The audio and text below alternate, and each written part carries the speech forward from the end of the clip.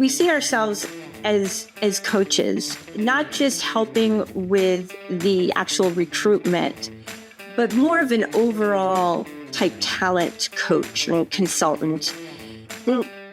Sometimes our client might say something that they really want to do, and I, in particular, tend to play devil's advocate. It's just in my nature. I like challenging people. I like challenging myself. Welcome back to Talent Hunters, powered by MRI Network, where each week we talk with the world's top talent strategists and executive recruiters. If you want to build talented teams that drive your company to big goals and big growth, then this podcast is for you. And now, let's join the conversation with today's episode of Talent Hunters.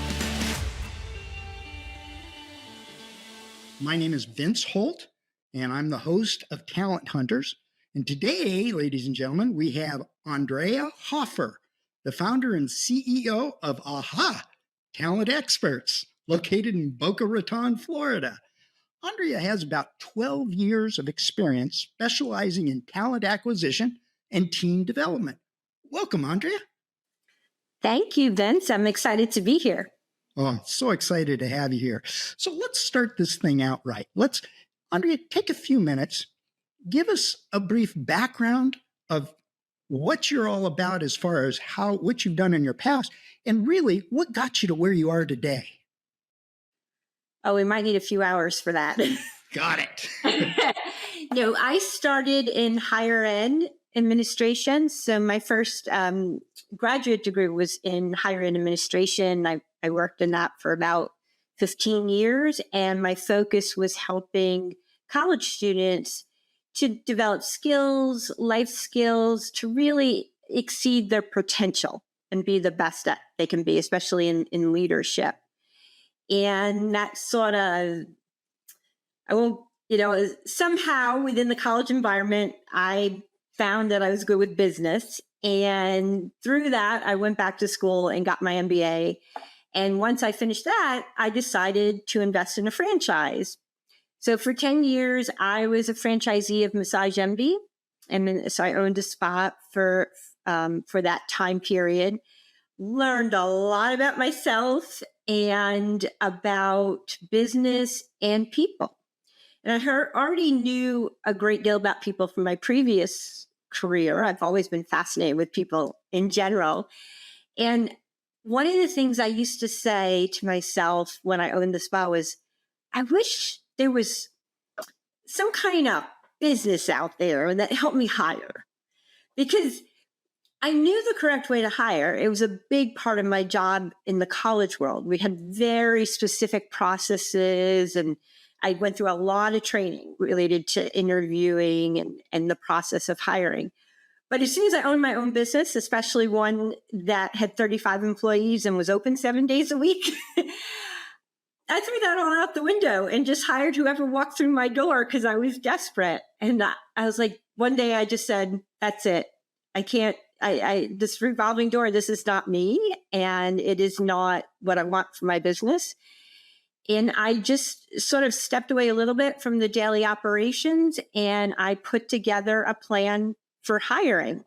And I reached back to previous experience, and at the same time, I was researching best practices of what was being used currently and put together this whole program.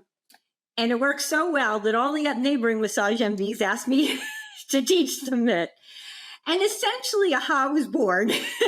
So I sort of started AHA on the side, but then once I sold the spa in 2016, I decided to jump into AHA full-time. Wow. So AHA has been around since right after 2016, and you experienced, obviously, a hiccup in 2020. Well, actually, 2020 ended up being a really good year for me, which I know is weird.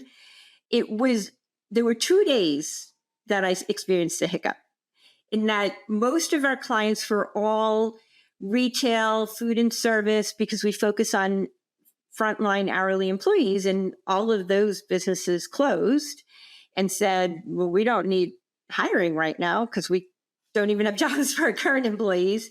And so for 2 days, I was very concerned. I'm like, what am I going to do? When are these going to open? And then all of a sudden, other types of businesses started calling me because I had done a lot of speaking up until this point. I've done a lot of training on how to interview effectively. And it wasn't just focused on the hourly employee, it was just in general.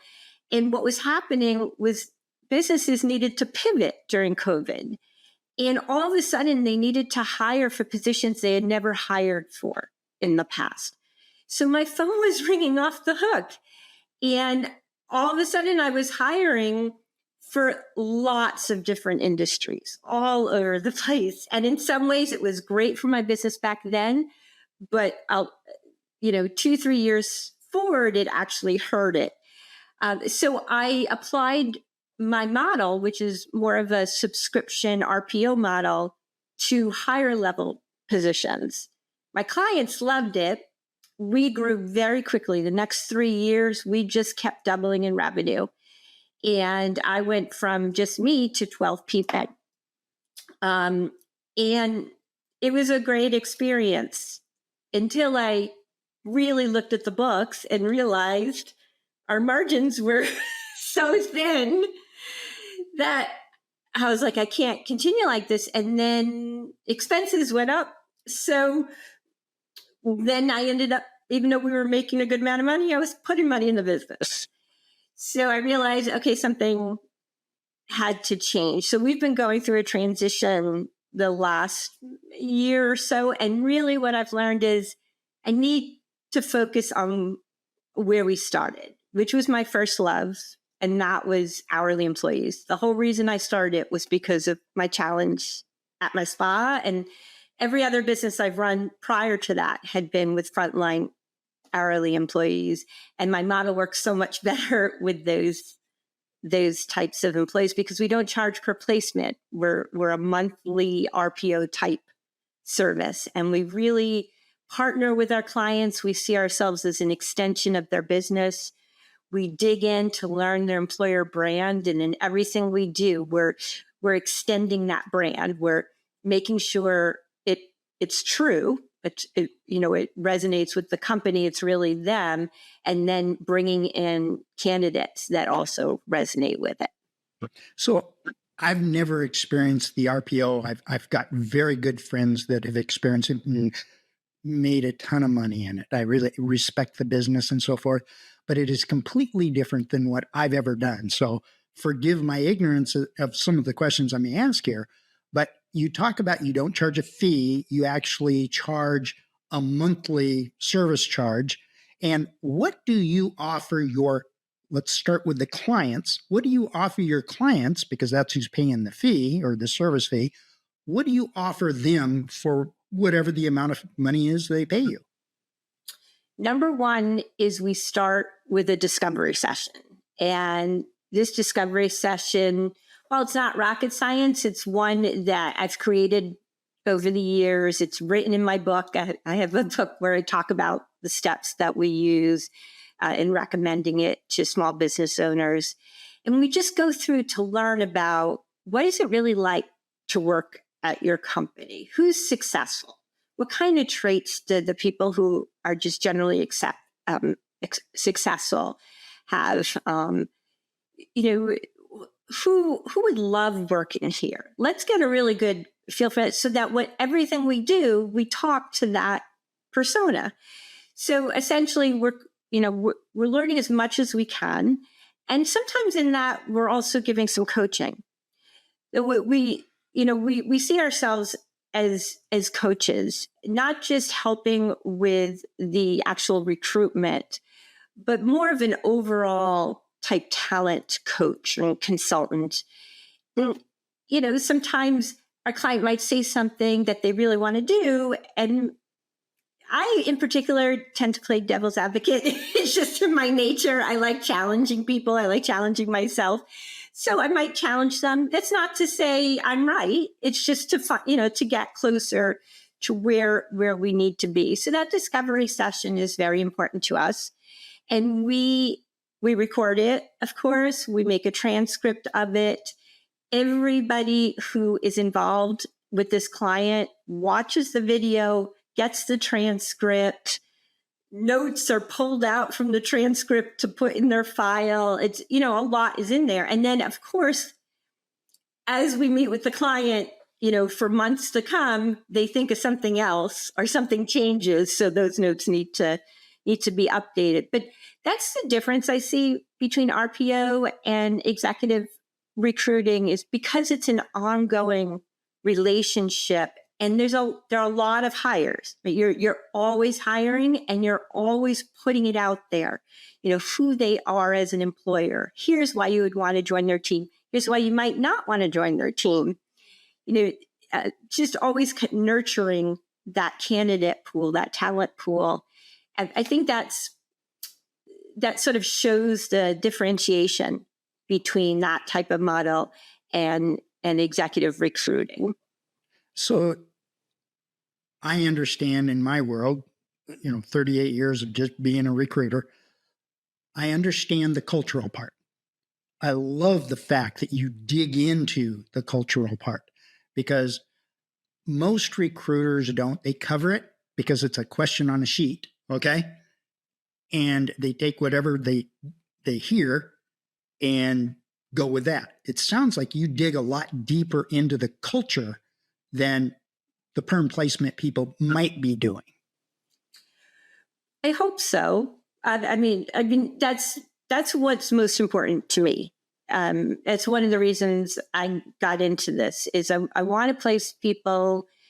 It doesn't matter the level of position. I want to place them where they're going to be happy and where they have the opportunity to be successful.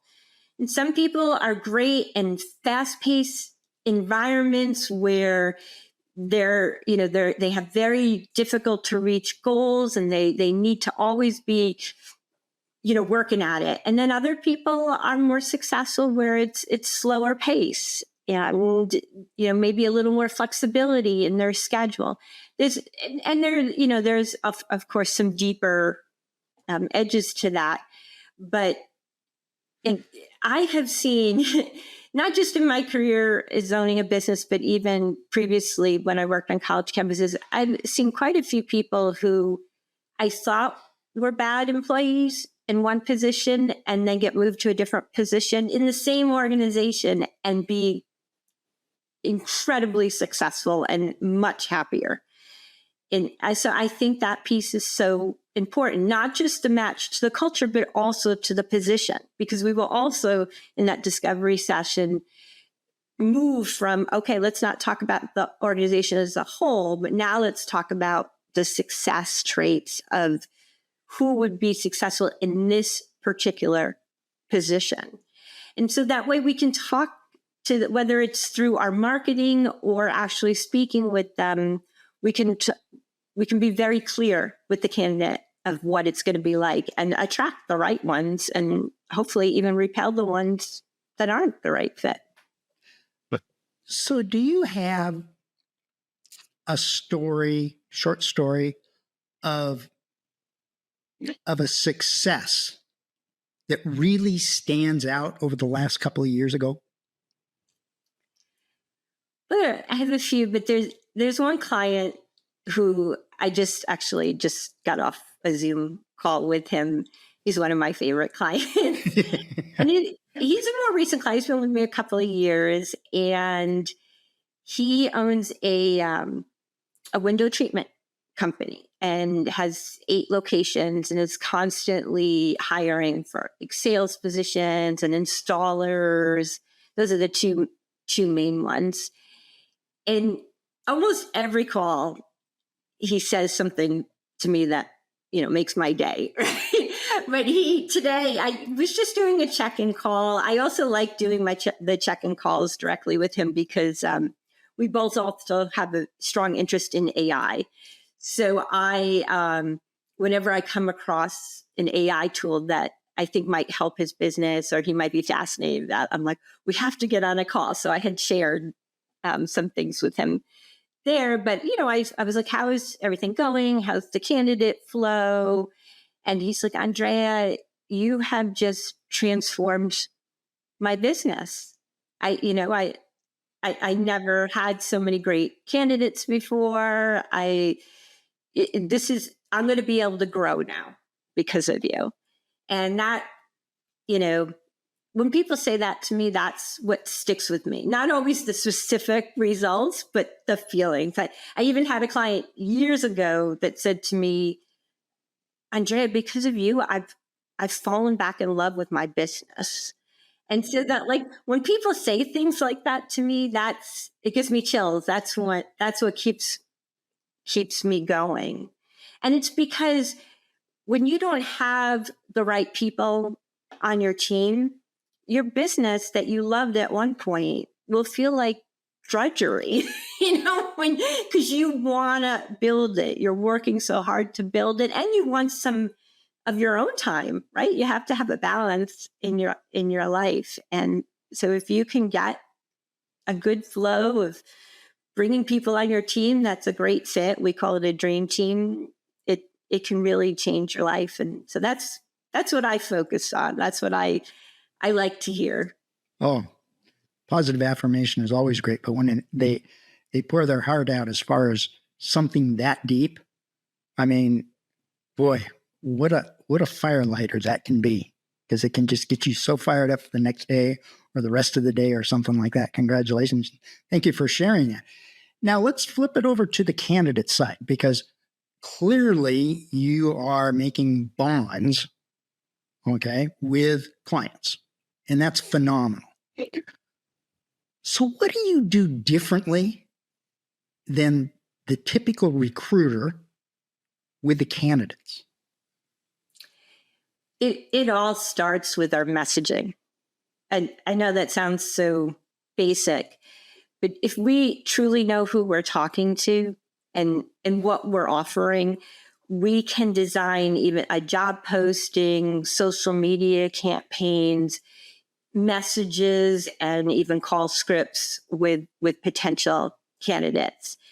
And even on the hourly side, it's just as strong.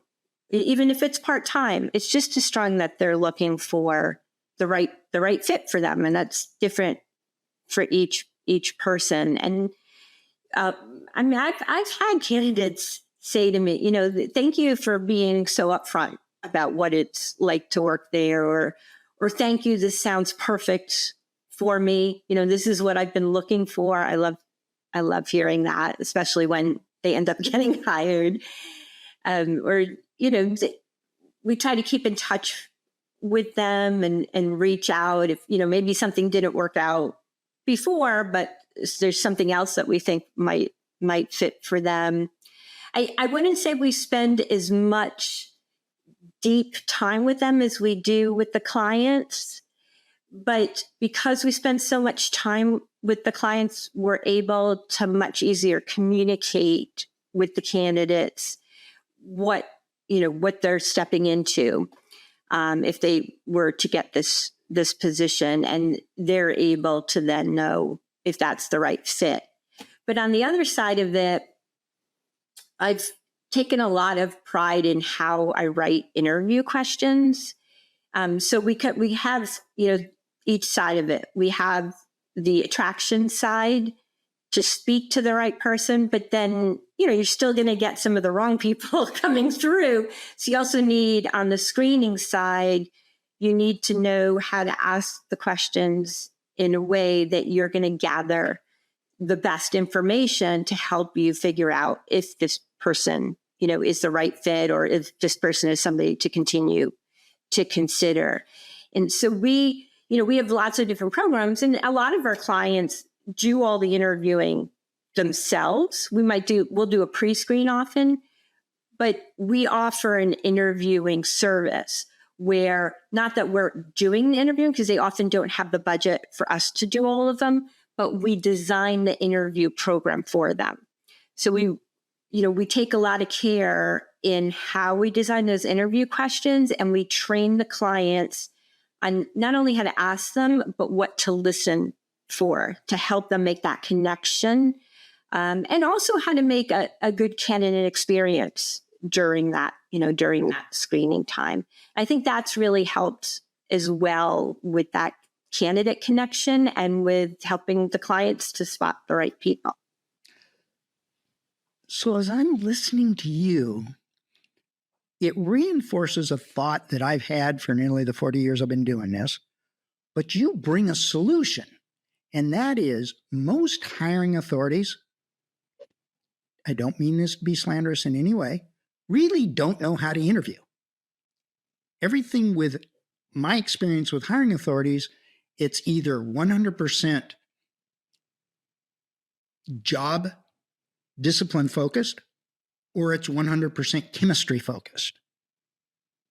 And there has been such a rarity that truly understand what questions to ask out there. And it sounds like you're capturing that, and it's still in development and so forth. Doesn't make any difference if it's permanent placement or hourly or anything. You're going into a deeper dive into what all recruiters should do. And it sounds good. So for the benefit of a client that, or even a candidate or somebody else wanting to emulate what you do in a different industry or something like that, capsulate as briefly as you can, what's your 30,000 foot view of your process? 30,000 foot view. It is, for one thing, it's a process, which I think it's in some circles that's unique all on its own, where we have the steps. But I mentioned the discovery part, then we go to creating a recruitment campaign, and that encapsulates both the attraction of with social media and a lot of outside the box type things, but also how are we going to, what's the messaging going to be for sourcing and where are we going to reach out? Then as those things are funneling candidates in, often our clients will go for the one-way video interview, and we highly recommend it for these types of positions. So once the candidates apply, we say, we just want you to do, it's up to 10 minutes. We have 3 or 4 questions, very kind of basic questions, but it tells us a lot. And we will screen those videos. And that actually kind of screens out a lot of people because a lot of them won't even do it. So that says to us, they might not be too interested in this. And there's a lot of communication, especially from the attraction to the video screen side. We're constantly texting and emailing. We don't usually do a lot of phone calls. To be honest, most people don't answer the phone, but the texting works very well. And then at that point, depending upon the package that our client goes for, often we will then send the candidate over after the video screen to the client. Our lowest package, that's where it goes. That's where it ends, so to speak. But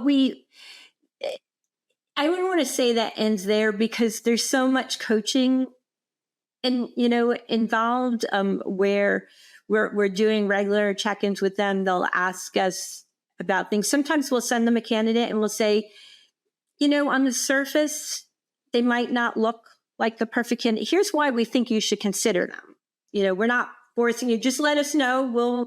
If you're not interested in them, that's okay. We always follow up with the communication. So even after the candidate goes to the client, if they decide not to hire them, we will continue with the process. We don't just leave the candidate there, unless, of course, the client decides they just want to take it over from there. Everybody has a different preference. Now, after the first interview, and you got me all the way to where you hand it off to them, okay?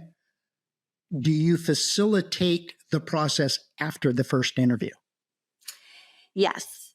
So a lot of it depends on the clients. So some clients will want us to take it all the way through, which in many ways is my preference, because then we're able to capture much better data. Because our whole thing is we want data for them as well. That's part of this whole package. Is a lot of times when the clients, before they come to us, they they don't even know their retention or how many people they're hiring or how long it takes to hire. They don't have any data. They often don't even have an ATS. And depending upon their needs, we either encourage them to get their own ATS and we build it for them, automations and all, and then manage it for them. Or some will just say, we just want to use your ATS. So it kind of depends on their needs. They may already have an ATS, so we just sort of combine the two. So it's really a whole process. It's all about just taking the employer from a place of maybe having some disorganized hiring, not having a process, not getting the employees they need, not even having somebody on their team who has time to focus on it, and building what they need. Sometimes that's all they need. Maybe we just build a whole process for them in an ATS. We train them and they're off to the races. We've had a few like that. But most come back to us and say, you did this beautiful process for us. We have all the automations, but nobody's looking at the candidates. And we're like, well, do you want us to take it over? Yes. I mean, this has happened quite a few times. So then they come back and then they do the monthly program, and it helps build an accountability for them as well. Because at some point they do need to meet the candidates to make a decision. And this way we're kind of stabbing them a little and saying, this one looks great. We know you need people. Come on, can I put them on your calendar? And if we're really lucky, they give us a calendar link. So we just stick them on their calendar without having to ask them. Wow. Fascinating. I mean, it really is hitting an area that I have no experience with at all. None. But I love the value you're bringing. And I'm hoping that they can capture that value in a package that you can present to them at the very beginning. I'm assuming that you have different levels of what you charge people for what they're wanting back, or do you just charge a flat fee to all companies? How does that break down? There are 3 different packages, and it just depends on how much of the process they want us to do. And when I say 3 different packages, that's for the monthly program. We also have different packages if they want us, to build the process at an ATS for them or do additional training. Beautiful. So it is a complete value. It's just not look, I'll fill a position for you, or I'll fill 20 positions for you, and then we're done. It's helping them understand, first of all, the right way to hire. And I guess the message is we're all going to make mistakes. You did it when you had your massage place. You learned from that. Yes. Okay. And now you're able to transfer some of that knowledge to other people, completely different industries. Do you specialize in any specific industry, or do you just go out and canvas whatever the need is? I prefer working with franchises. And the reason for that is because, well, one, I came from franchise world. So that's going to, be part of it. But franchises have lots of locations. So I prefer working if they have multi-locations. Like we worked with Cold Stone Creamery down here for 7 years. They were our first ongoing client, and they have 5 locations in South Florida. So we were constantly hiring them. As a matter of fact, they were the only ones that stayed with us when COVID hit. They were still open, which was amazing. And so their needs changed drastically. They called me because they used to do these in-person auditions. I've been to them and observed them. They'll get 60, 70 people in a room, and it's an all-day event. It's amazing. But COVID hit, they still needed the people, but they couldn't do these auditions. So, and they weren't using our one-way interviews at the time. And they said, what do we do? And I said, I'll just switch you over to one-way interviews. I'll recreate the process. And within a day, we had them hiring again. And that's one of the successes I love to talk about. But I do love working with and franchises could be food and service like Cold Stone. It could be spas. It could be pet service. the franchises will have the same positions that they need filled in multiple locations. And so it gives us time to really dig into the culture and the position and then just replicate that in different geographic areas. And then the longer we can work with a client, the more we build up a database for them. So we're able to then keep dipping into that database and cultivating those candidates. It worked very well with Coldstone because they were with us for so long. Wow, what a great story. What a great story. So working with the franchises allows you to deal directly with the decision makers, and they don't have all the politics to go through of corporate America necessarily in being able to quickly hire people. Did I capture that? You did in many ways. I came from either the higher ed or the small business world. I didn't come from the corporate world. I have very little experience there. It's not to say I can't work with corporations. I'm pretty easy to work with, but I love working with the small business, especially the businesses that want to grow. There are lots of multi-unit franchisees that, I talked to one the other day who own 25 locations and was still building, and they do very well.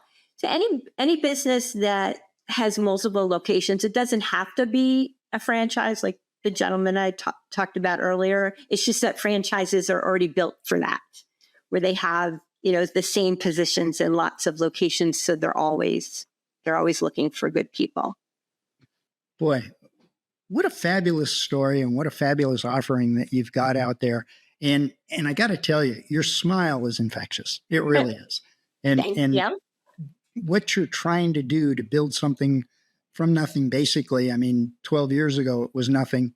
Today, you're fighting every day, just like the rest of us, to survive, but you're doing it in a way that you found such a beautiful little niche. A lot of times towards the ends of these conversations, I'll ask the person, do you have a question that you would like to ask of me? Ooh, that kind of threw me off. Well, actually, I mentioned earlier how I'm fascinated with AI, and I actually have been doing a lot of talks of hiring with AI. So I'm curious, do you use AI? Have you been seeing AI used a lot in the recruitment world? I have not. I do use AI in the podcast. And thank you for asking that, because there's people out there within the MRI system that will be aghast to find out that I do anything technical because I'm really old school. I started before the fax machine, so it was all telephone. But yes, I do use AI for when I've got information on an interview, who I'm going to interview and so forth. I will appeal to AI for some questions. And it's really appealing to this one here with you because I'm serious. I came into this totally ignorant of that side of the business. And you've just laid it out so eloquently, and I thank you for that. I really, really do. And I'm looking forward to see you grow in this business. And I thank you so much, Andrea, for taking the time to come and transparently show exactly what you do every day. Well, thank you. This has been a lot of fun, and I appreciate you having me on, Vince.